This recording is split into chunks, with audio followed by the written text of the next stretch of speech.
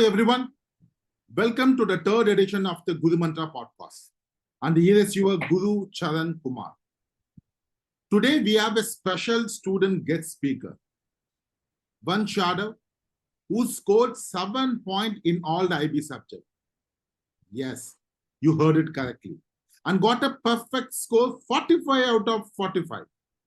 And he also got A in TOK and extended essay. Listeners, a little introduction about the Vansh Yadav, who graduated from the year 2022.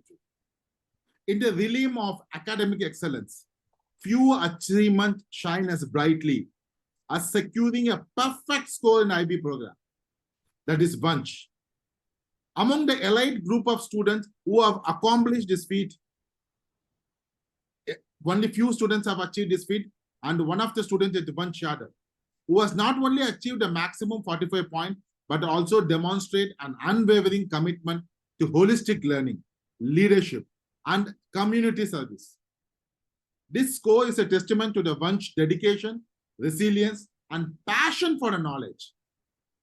As we delve deeper into Vansh's journey, it became evident that this achievement is not just about the numbers, but a reflection of the young scholar pursuit of excellence in every endeavor. Vansh, welcome to the Guru Mantra podcast, and please introduce yourself to our audience. Thank you, Guru sir. It's a pleasure to be here. So yeah, as sir has already introduced, I'm Vansh. I got a perfect score in the IB. In my free time, I like to play the guitar. I like to read, and I'm a big fan of the sciences, so I like to do math in my free time. So yeah. Fantastic. We will go into the question. Listeners, please note a small fact about it. This year, 2023, there were only 180 students achieved their perfect score, 45 out of 45, and the Vansh is among the 180 students. Vansh, first we will go into some aspect exploring the TOK. Can you share an example of a TOK object that you personally connected with you based on your own experience? How did this particular personal connection influence your understanding of object and the relevance to TOK? Yeah, I definitely have. So my third object is a pretty funny object because I actually got it while talking to my TOK supervisor. It was completely random. So my third object was initially a pretty mediocre object, but then I was getting feedback from my TOK advisor supervisor, and he offered me some dry fruits. I think in particular it was dates. And sir, I've never actually tried dates before. So my teacher, Mr. Shriram, he asked me if I have any allergies or anything to them, because obviously it's pretty odd for someone to have not tried a date, and they're like, what, 17 years old at the time. And then I said, yeah, sir, I don't have any allergies. And then that got me thinking though, I don't have any. I don't have any allergies. That's because I haven't tried. I haven't. That claim wasn't really substantiated properly, because I'm not. I can't know. I can't make a factual statement like that without having tried every single food or every single fruit in the world. And yeah, that got my gears turning, and that made me think that yeah, personal experiences are very important, and personal experiences have a limit. So if you're basing any sort of claim of a personal experience, that is inherently going to have a limitation, because personal experiences are limited. If my claim is basically hogwash, because anyone's claim from personal experience is hogwash, because they can't. It's impossible to try everything. So yeah, that was a pretty excellent. When I wrote it out, I mean, obviously that was like a year ago, so I don't remember the full specifics of my object. But yeah, that was an excellent TOK Brilliant. object, and I think that helped me get an A in my exhibition. Fantastic, Vansh. Okay, when working on your TOK exhibition, how did you approach the process of identifying the most suitable object according to your given prompt? Can you describe a specific instance where your choice of object significantly impact your score? Yeah, I mean, an object one, it has to obviously be relevant to your given prompt, but more importantly, it needs to make an actual effective argument. Because if you're taking an object, you don't just want to be talking about it without any like particular aim. You need to, with the TOK, with basically all things TOK, you need to keep it somewhere in your mind that you're trying to make an argument, you're trying to convince your TOK examiner. And TOK is philosophy. Philosophy is based off logic. Logic has certain axioms and postulates, and you want your argument to follow a certain structure, and that object has to be relevant, and it has to be the centerpiece of your argument. Your argument has to revolve around it. Otherwise, I mean, what's the point of the TOK exhibition to begin with? So yeah, that's all I'd recommend for identifying a suitable object. There's a bunch of other guidelines. I think you go through in TOK what your object should be.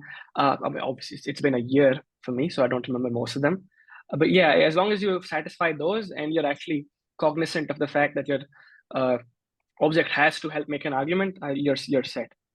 And my choice of object, yeah, I've already mentioned in the previous answer that one object with dates and fruits that changed my exhibition from being something that was mediocre to something that was high achieving. Yeah. Brilliant. Personal experience. Now, once we will go a little bit about the TOK essay. In your experience, how did incorporating a well-written counterclaim enhance the quality of your TOK essay as you got a TOK essay A grade? Can you share a specific example where the counterclaim added a depth to your argument and contribute to achieving a in your TOK? Right. So, I mean, these days, especially in the new TOK syllabus, like the counterclaim isn't really emphasized, but I still think is very important. Mine personally included a few counterclaims. I think mine was on the Bertrand Russell title. One second, I'll just quickly look it up. Yeah, do you agree that it is the something that social knowledge can give us so power? And my entire essay was kind of like just picking apart the assumptions, the main assumptions that little knowledge provides so much power and can provide so much power in the first place. So my counterclaim was basically I went along with the assumption in title 4 for last year, and then towards the end I started picking apart at the assumption itself. I started saying that all this argument that I've made, that's great and all, but it doesn't hold if this assumption doesn't even hold true. And I've dedicated a paragraph or two to just like analyzing that part of my title. And yeah, that counterclaim really added, I feel like it adds depth to your argument. Now, because look, TOK emphasizes you to be a critical thinker. It builds critical thinking skills. And if you are incapable of, at the very least, being aware of possible counterclaims, and you can address them in your TOK essay if you want. But doing so shows that, yeah, you're thinking critically. You're aware of the limitations of your argument. No argument is perfect, and they all have limitations. And if you're aware of that and you make sure that's in your essay, it goes very, very far in making a convincing argument. Which again is this essence of TOK. Yeah. Well said, Vansh. Vansh, why do you believe the structure of the TOK essay is crucial to get an A? How did you go about structuring your own TOK essay to effectively present your ideas and arguments? Right. So, and if you take like if you're in debating, or if you've taken a logic course, a course on logic, you know that all arguments have structures. And there's a reason why arguments have structures, because you start with premises, then you start reasoning and everything. And unless your argument follows such a structure, you're not going. In this, you're trying to make an argument, you're trying to convince your examiner. And if it's not structured, you're not going to get a good grade. You're not going to be convincing anyone, because if you have a certain point here and a certain point there, and there's no continuity, you're not building upon your previous argument, you're not building up on previous points, and you're not connecting all that together to the title, it's not really a TOK essay then. And for my structure, I mean, I kept it simple: introduction, then I had to use two areas of knowledge. So the first was the natural sciences, and the other one was the social sciences. So I started, so introduction, a few paragraphs on the natural sciences and my examples, and then connect back to the title, and then naturally, another part of essays, it has to be very natural. It has to flow. It can't be very mechanized or mechanical, because that's not how humans talk. And again, you're convincing someone, you're not just vomiting out information. It needs to flow. And so from the natural sciences, then very naturally flow into the social sciences. And then your conclusion has to be a banger. It has to take everything you've said, and it has to summarize it and help whoever's reading your essay suddenly understand the big picture of everything you're saying. And structure very important, obviously. Brilliant. Okay, not vomiting the information. That's a key point. Vansh, now tell me, throughout your TOK journey, what are two common mistakes you observed other students making? And how did you ensure you avoided these pitfalls to succeed in your TOK journey to get an A? Right. So, one, TOK introduces a lot of new vocabulary, lots of new ideas. Like there's so many key concepts. There's a lot to keep track of when you're initially getting to grips with TOK. Now, that's all great. I personally think that's great. It's very important to understand all these concepts, and they're all given. But in many TOK essays with my friends, and even in the beginning, I was, again, like I've already mentioned, I was vomiting out those key concepts. I was trying to put them in places they weren't supposed to be. And that's not the point of TOK. It has to ebb and it has to flow. So that make sure, again, your argument has to be human. Just because it's TOK doesn't mean it's a different kind of essay, just like any other essay. So keep that in mind. And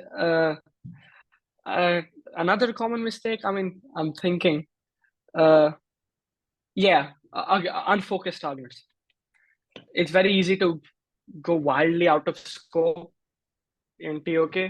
It's very easy to start chasing some other rabbit hole, get stuck in the rabbit hole of some other argument. So again, you need to stay focused, because those few thousand words you have, they're not much. And once you start writing, you need to be very, very. It's those words that a word count is like prime real estate. You can't be filling it with nonsense. So yeah, brilliant, that's fantastic. Mistakes. So, Vansh, tell me, as someone who achieved A grade in TOK, what are the two valuable tips you can offer to fellow DP students aiming to achieve a same level of success like you, A in TOK? Two valuable tips they have to follow. Right. So, personally, I just think, number one, pay attention in class.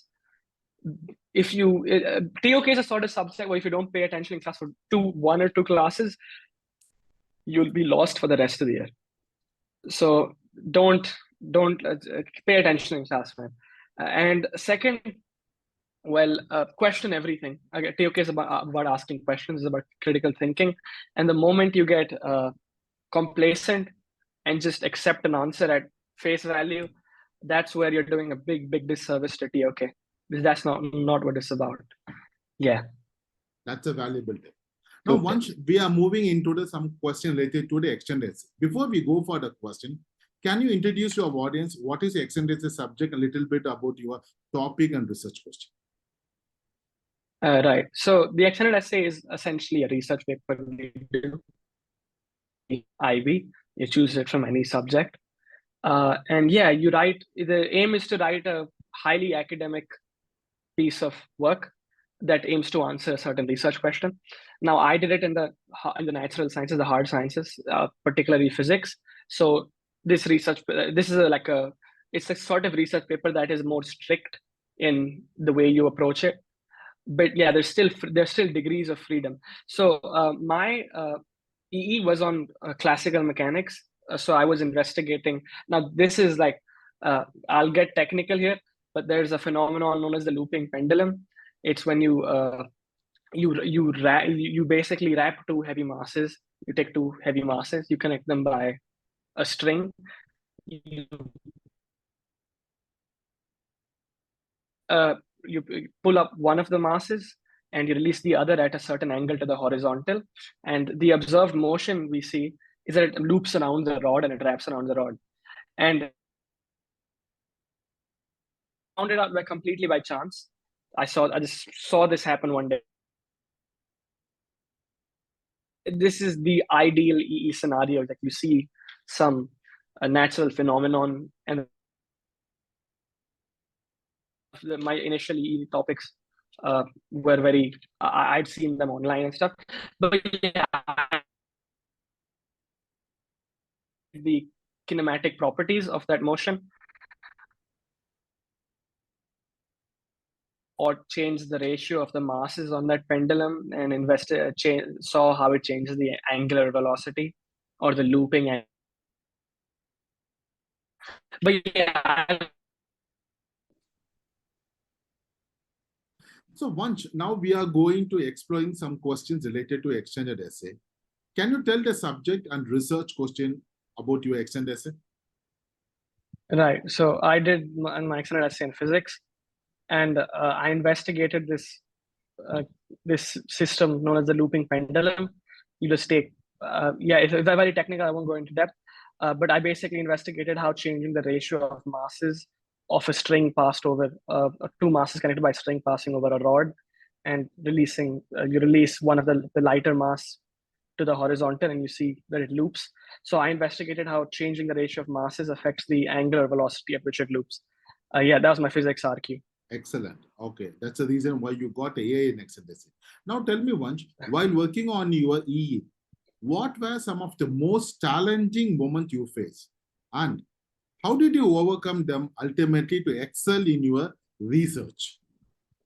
Right. So I think the primary challenge was that my this is my second RQ. I didn't get it right the first time.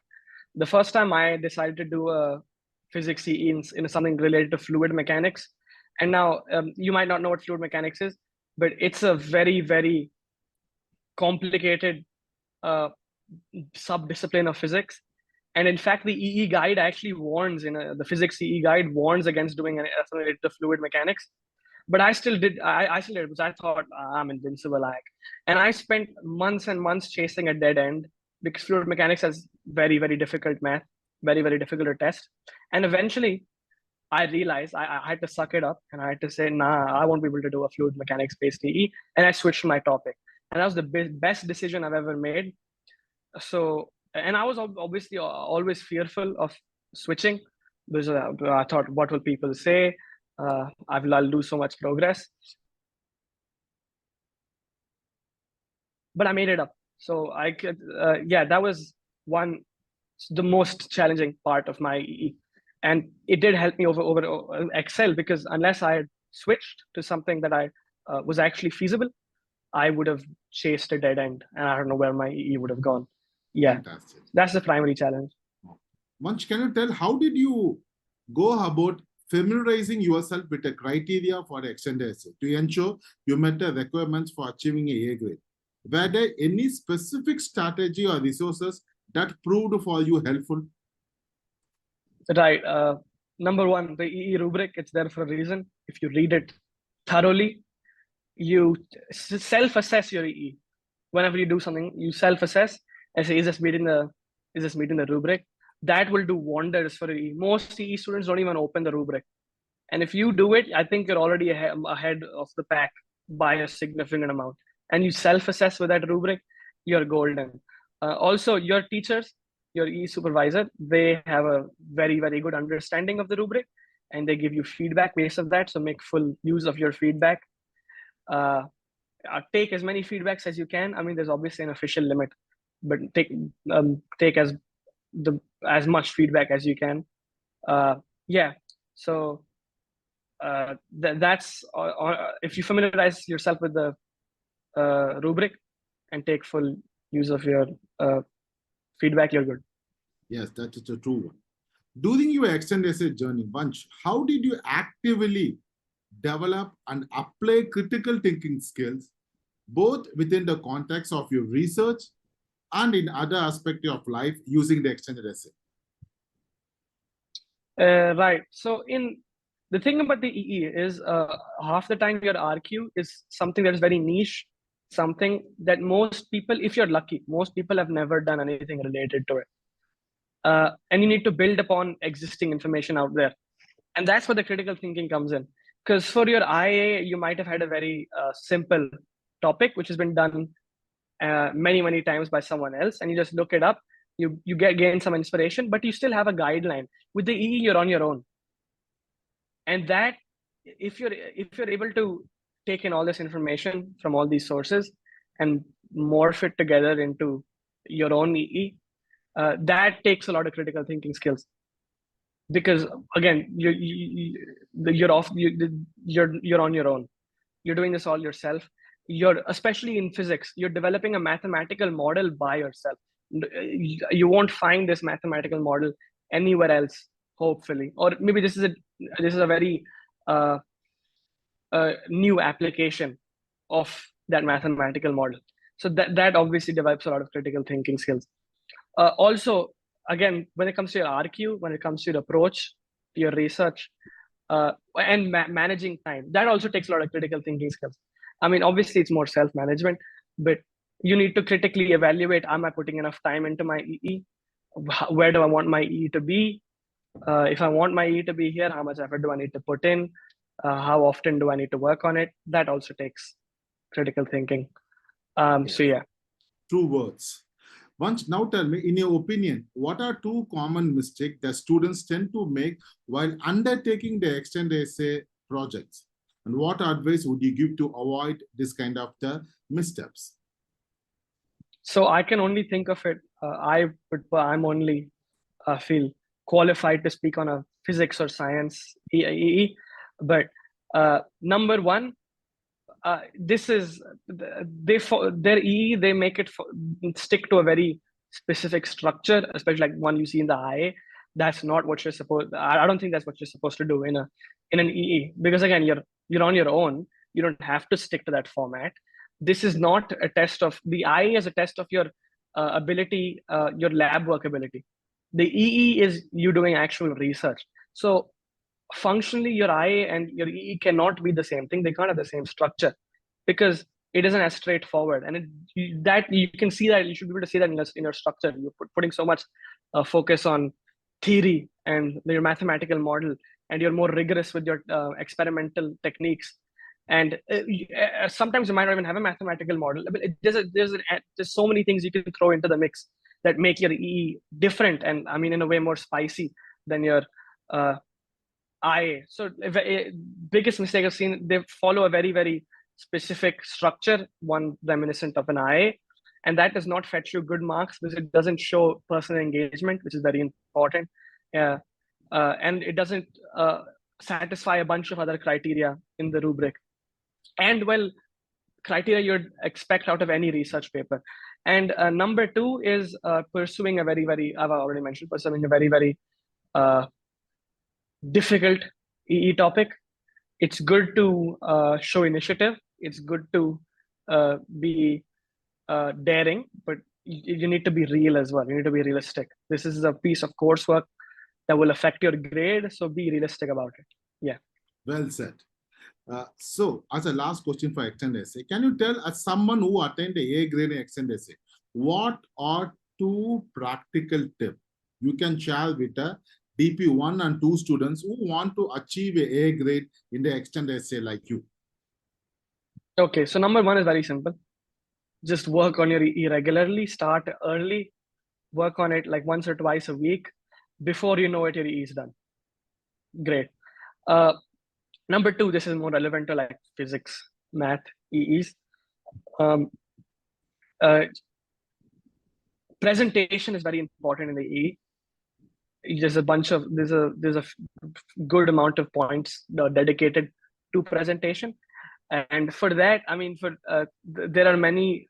I wrote my EE in a software called LaTeX. It's LATEX. It's actual researchers use it to make their theses and research papers. So for a physics or any science or math based EE, it's very helpful to use that because it instantly increases your presentation marks. But it's a bit hard to learn. It's a bit like programming, some programming into it. But most latex EEs are in LaTeX do extremely well. So that's a genuine practical tip. So if you're in grade 11, try learning LaTeX and make your extended essay in that and enjoy the presentation marks. Is it a LaTeX? Is a free one or they have to pay it? Yeah. LaTeX is free. It's essentially a programming language. Or can you spell it again to our audience? LATEX. Okay. It's latex but pronounced LaTeX. LaTeX. But yeah. Fantastic. Even I never heard about this one. Fantastic. Audience, yeah, that is a website, Overleaf. Overleaf. You can use it for free there. Yeah. Audience, this is a Vansh. Okay. In 5 minutes talk, he will give 50,000 tips. Okay, how you can excel in the DP. That's a Vansh Yadav, and that's the reason why you got 45 out of 45. So Vansh, I have some couple of important questions related to general to your IB journey. Can you tell maintaining the motivation throughout the IB journey can be challenging? How you share some effective tips and tricks that help you stay motivated and focused during your IB journey?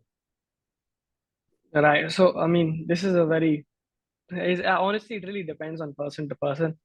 I'll give you my example, but it might not really help you personally.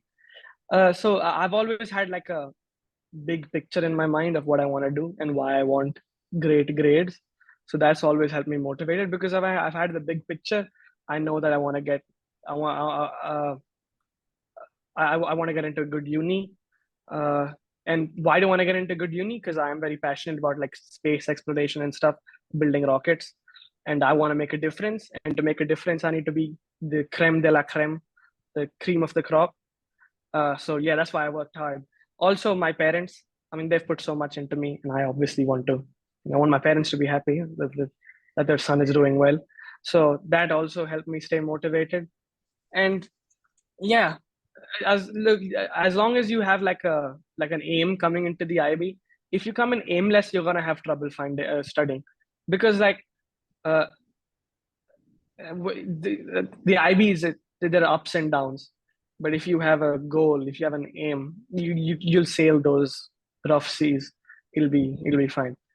So I mean, there's really no. I really feel that there's no, magic tip or trick that helps you stay motivated during the IB. But yeah, as long as you have an aim, and it helps to develop good study habits as well. If you do that early on, that'll help you later.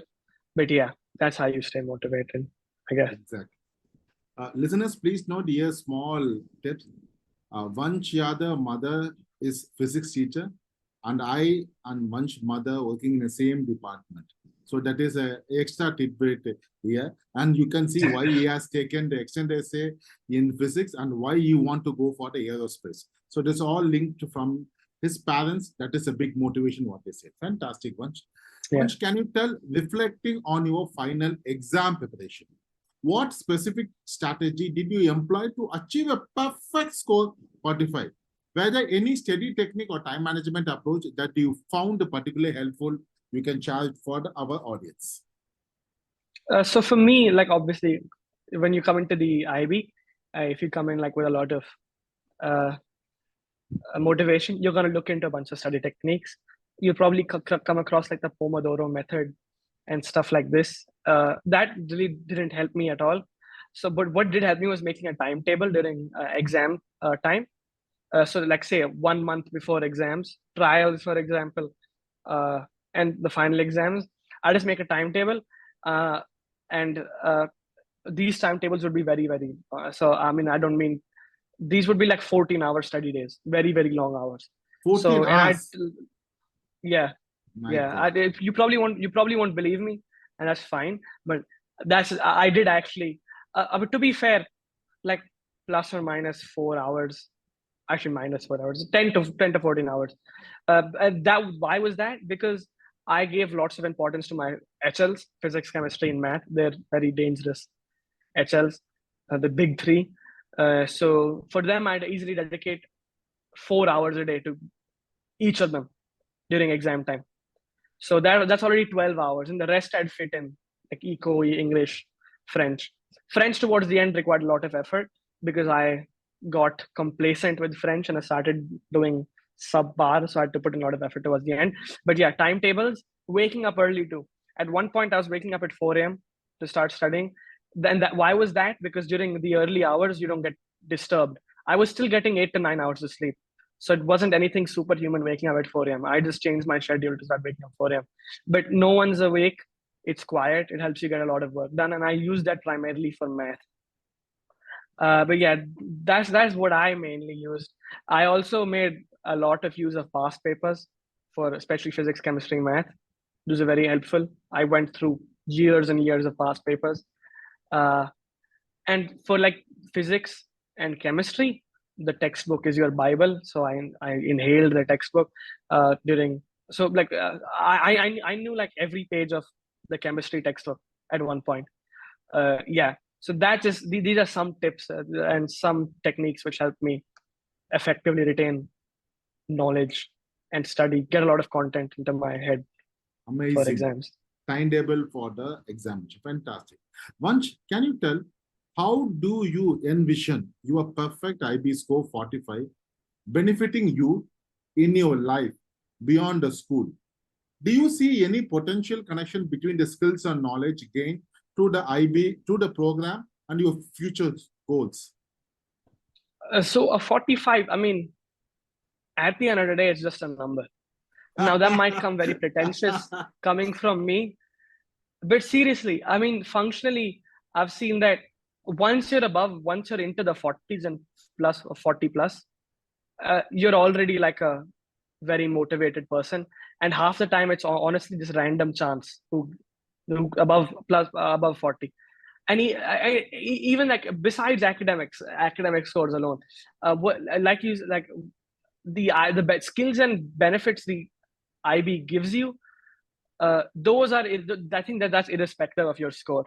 These like the IB, as much as students like to complain about the IB attributes and attitudes and the IB learner profile, it's actually evident in every single IB student, academically gifted or not. That's the true success of the IB. I feel like you can identify an IB student just by starting a conversation. They're well versed about any topic uh, they get into. They have excellent critical thinking skills. They're lifelong learners. They're always going to learn. No one comes across as particularly pretentious, as unforgiving. We're always happy to have healthy arguments, healthy debate, and that's truly what I see in this the success of the IB. That learner profile, and we're very principled. Honestly, most of us have great values, and we're grounded. We're down to earth, regardless of what your score is.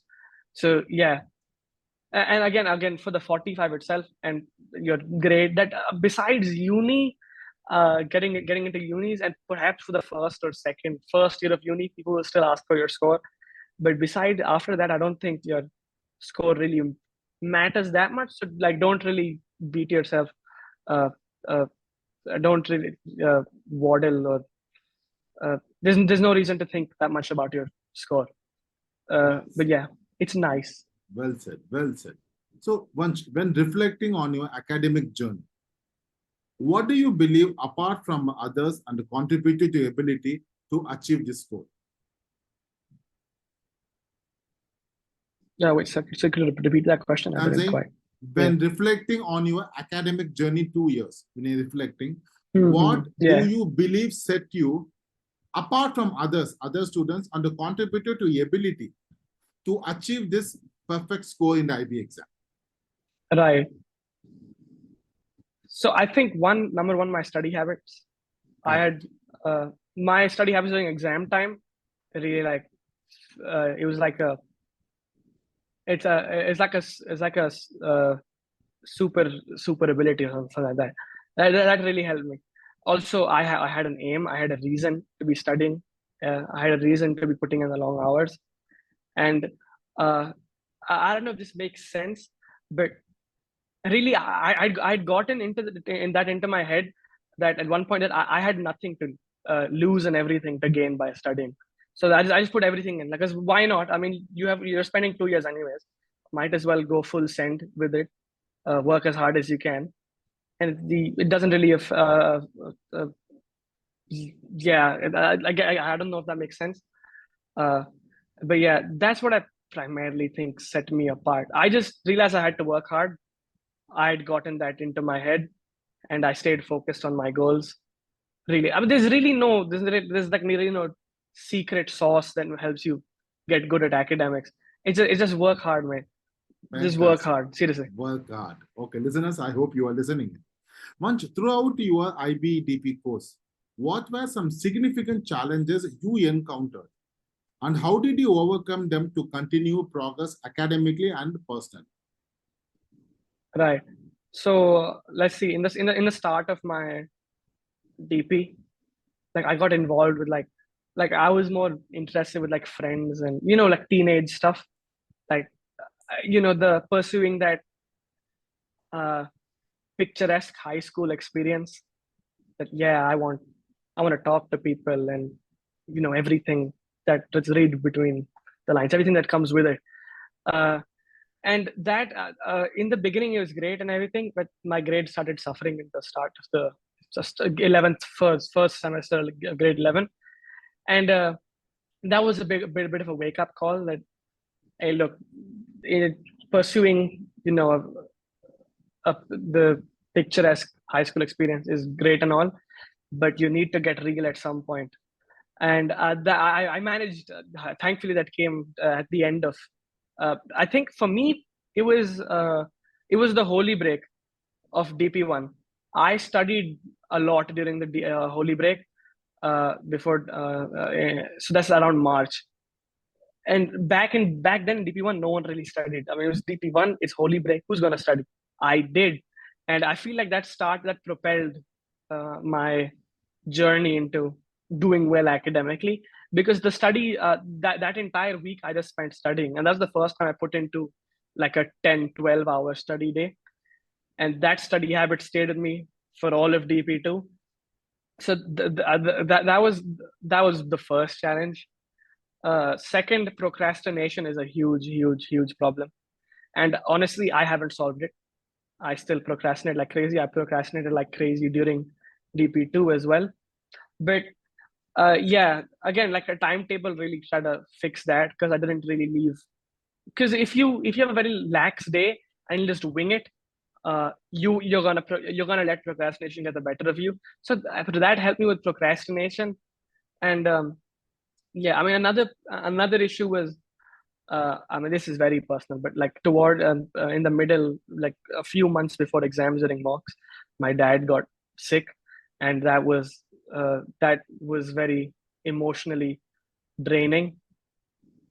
But yeah, I mean, I because of that aim I had, that I'm studying for my parents, I'm studying for myself. I had so many reasons to study, so that kept me studying, and that didn't help me from wallowing in sadness. Uh, yeah, so that helped me push through that situation, and my dad is now feeling much better, and I Brilliant. did well in my exams. Brilliant. So yeah. Once you are not only an ideal DP student, you are ideal child for every parent. Your So I just try my character, best. your character is an ideal child for everyone. Fantastic, Vansh.